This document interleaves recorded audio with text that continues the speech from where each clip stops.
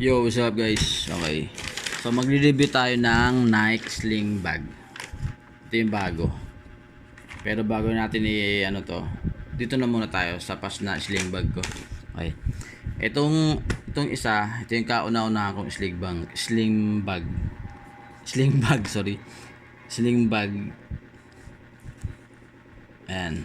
Pinakauna-una ko to. Siguro nagamit ko to ng 7 years ko itong ginamit. Ayan. Pero sa ngayon hindi ko na ginagamit dahil nasira na rin yung yung zipper na ito. At kikita nyo naman, inayos ko na lang to. Ayan tinahi ko na lang.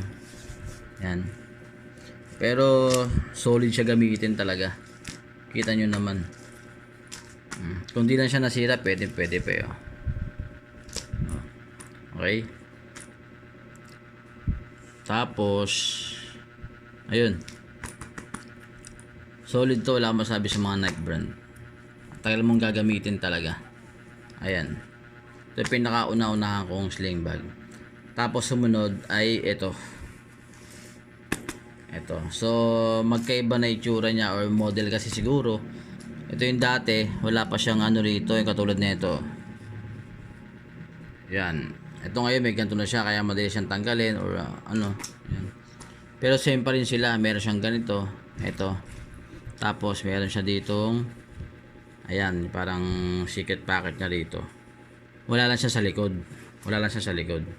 Okay, ito ay isang Nike Just Do It. Okay. So ito naman kasi, ako anong nito, model nito. Kinaganda naman ito, meron siya ditong bulsa. Meron din sa gilid, tapos meron pa sa likod. Ayan. Kaya marami kang may lalagay din. Tapos sa loob naman, meron pa siyang hindi, sa loob lang siya. Wala na siyang secret na Ayan. Extra ba ang tinatawag na Ayan. Ito ginagamit ko pa ngayon to. Ayan. Kaso makikita nyo sa kulay, dahil siyempre lagi na araw nagmumotor ako.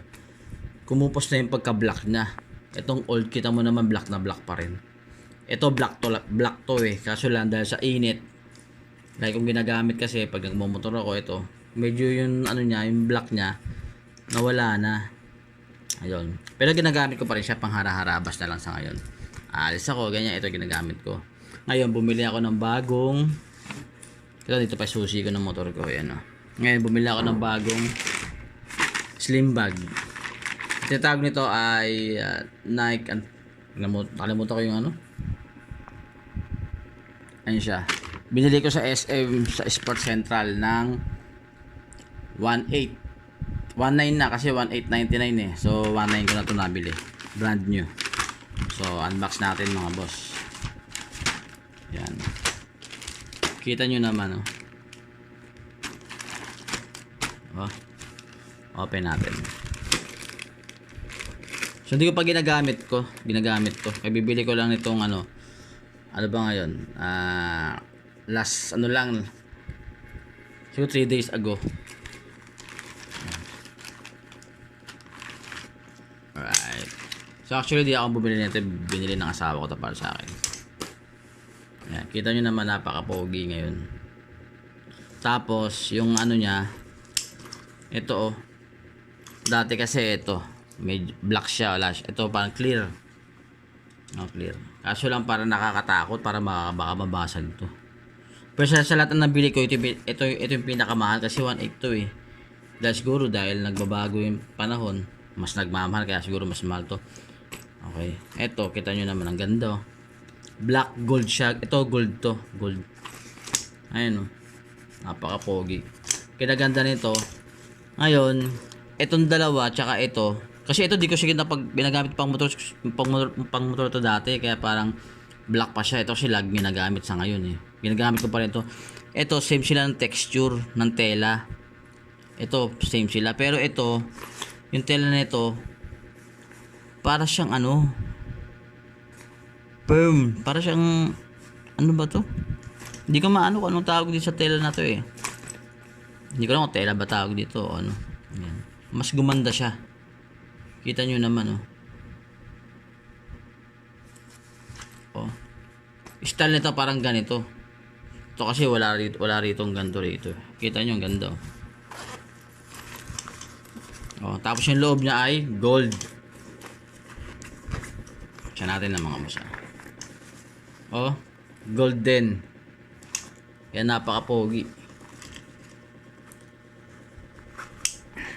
Hirap pag walang. Ayan, ito yung loob. Napakaganda.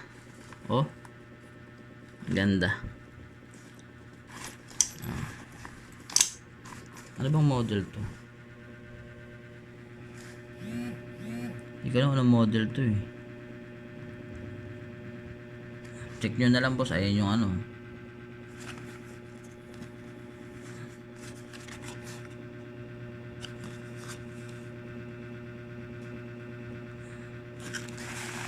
Ayan siya. Ang gwapo. Alright. Hindi ko pa ginagamit to. Pang extra ko to eh. Siguro pang lakad-lakad ko na lang. Ito kasi pang harabas ko to eh. Pang araw-araw ko. Ito gagamitin ko pag may lakad kami. Alright. Siguro mga boss, yun na lang na muna. So, nireview ko lang tong Nike body bag ata tawag dito. Sling, di siya sling, nakalagay sa ano eh. Kalimutan ko lang eh. Ito yung plastic niya. Yan.